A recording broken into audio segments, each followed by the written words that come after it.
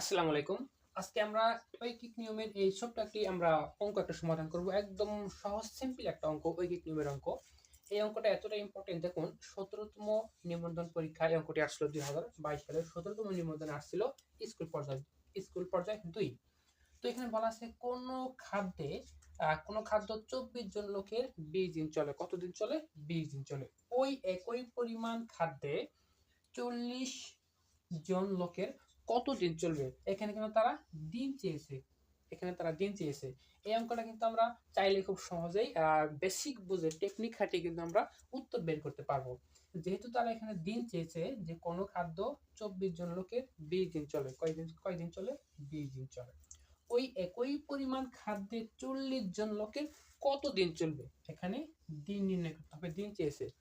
মনে রাখতে হবে সবসময় যে জিনিসটা চাপবে সবসময় সেটা হাতের ডান পাশে হবে। ধরে নিলাম হাতের ডান পাশে, এটা কি? দিন চাইছে না? দিন চাইছে। কি বলছে? 24 জন লোকের 20 দিন চলে।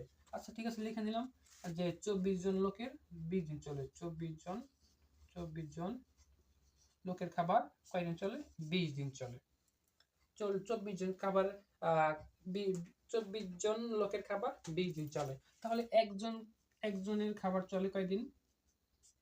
তাহলে একজন, এখন 24 জনের খাবার যদি 20 দিন চলে, তাহলে একজন যদি খাবারটা খায় অবশ্যই সময় বেশি যাবে, সময় বেশি লাগবে একজন খাইলে।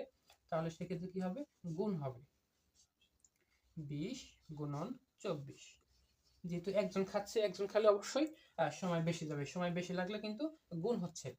এখন কি বলছে যে 40 জন লোকের কতদিন চলবে? 40 জন, এখানে কিন্তু বলছে 40 জন। তাহলে 40 জন যদি খায় তাহলে কিন্তু সময়টা তাড়াতাড়ি শেষ হবে। কারণ এই পরিমাণ খাদ্য যদি 40 জন খায় তাহলে খাবারটা খুব দ্রুত শেষ হয়ে যাবে। তাহলে সময় হবে কম। সময় কম হলে তাহলে হবে ভাগ 20 গুণন 24 ভাগ এই 40 ভাগ হচ্ছে 40। বাস, আমাদের কিন্তু অঙ্ক সাজানো শেষ। এখন আমরা কাটাকাটি করব। দেখুন খেয়াল করুন, এই শূন্য কাটা, এই শূন্য কাটা, হ্যাঁ।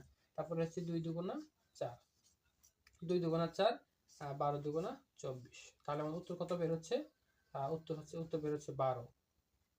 তাহলে অ্যান্সার হচ্ছে 12।